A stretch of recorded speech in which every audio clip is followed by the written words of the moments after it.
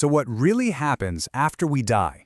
For centuries, there's been one ancient spiritual text that claims to have the answer, mapping out the journey of our consciousness, literally moment by moment. Today, we're diving deep into the Tibetan Book of the Dead. I mean, it's the question, right? It's something humanity has been fascinated with forever. And while most traditions offer us comfort or faith, this one ancient text claims to give us a detailed, day-by-day roadmap of the entire experience. And that text is the Bardo Thodol, which you've probably heard of by its Western name, the Tibetan Book of the Dead. Now, here's the thing. It's not really a book for the dead. It's designed to be read aloud to the deceased, acting as a kind of spiritual GPS for navigating the wild, luminous, and sometimes treacherous terrain between lives. The name itself tells you everything you need to know. Bardo Thodol literally means liberation through hearing. The whole idea is that just by hearing these instructions, the consciousness can figure out what's happening and grab one of the many chances for enlightenment, breaking free from that endless cycle of rebirth for good. Okay, so this whole journey is broken down into a few distinct stages over 49 days. It kicks off with the single greatest chance for liberation, right at the moment of death. That's followed by encounters with peaceful and then not so peaceful deities. And it all ends with a final descent towards the choice of a new life. So let's talk about that first and most critical moment. This is it, the ultimate opportunity, and it happens in the exact instant the body shuts down. The text describes this as coming face to face with the primordial clear light. Now, this isn't like a light bulb or the sun. It's described as a luminous, colorless splendor, the fundamental nature of reality itself. It's pure, unfiltered consciousness laid bare for the very first time. The test here is, believe it or not, profoundly simple. The goal? Just recognize that this brilliant, empty light isn't something separate from you, it is you. Your job is to merge with it, without fear. If you can do that, bam, instant liberation, journey over. But let's be real, how many of us could face the raw nature of reality without flinching? So if you miss it, you get a quick second chance, but that window of opportunity is fleeting. So if that first window is missed, the journey moves into a new phase called the Chonyi Bardo. And this is where things get a lot more complex. It's no longer one light, but a whole series of profound choices presented as different kinds of light. So for the next several days, the consciousness is presented with this choice again and again. On one side, you've got a brilliant, dazzling, maybe even intimidating light. That's pure wisdom. On the other side, there's a soft, dull, comforting light. That one leads right back to samsara, the endless cycle.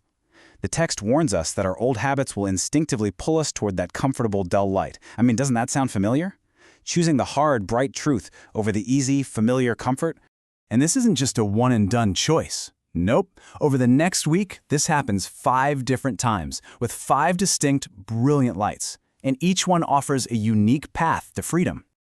And this is where the psychology of this whole thing is just brilliant. Each one of those wisdom lights corresponds to what the text calls a human poison, a negative emotion. So that dazzling white light, it transforms ignorance. The brilliant blue one transforms anger into what's called a perfect mirror-like wisdom. Yellow takes care of pride, red handles attachment, and green deals with jealousy. So the choice isn't just about picking a pretty light, it's about having the courage to face your own inner baggage and transform it into wisdom. Okay, so what if after 7 days and 5 big chances, you still haven't achieved liberation? Well, the test gets a whole lot more intense, and frankly, pretty terrifying. Remember those peaceful energies that were offering the brilliant lights? Well, they're back. But this time, they show up in their wrathful aspect. We're talking blood-drinking deities surrounded by flames with sounds like 1,000 thunderclaps all at once. The point here isn't to punish you, it's another, more shocking opportunity to wake up. And the most crucial point, the one read directly from the text, is a simple but incredibly profound instruction. It reminds the consciousness that all these terrifying visions, they are still just emanations of one's own mind. They're not external demons coming to get you, they're projections. They're your own mind, your own fear, your own karma being reflected back at you. And the moment, the instant, you recognize them for what they are, they lose all their power. And you are freed. It is this profound psychological test of owning your own shadow. But what if even that fails? We now enter the final and longest phase of the journey, the Sidpa Bardo. And at this point, the chances for liberation are fading fast, and the pull of your past life becomes almost impossible to resist. So at this stage, those dazzling wisdom lights are gone. The consciousness is now basically just swept along by what the text calls the winds of karma, the powerful momentum of all its past actions and habits. Those dull, smoky lights that represent the different realms of rebirth, well, they're now shining brightly, and the soul gets pulled toward the one that matches its karmic baggage, eventually leading it to a new womb and a whole new life.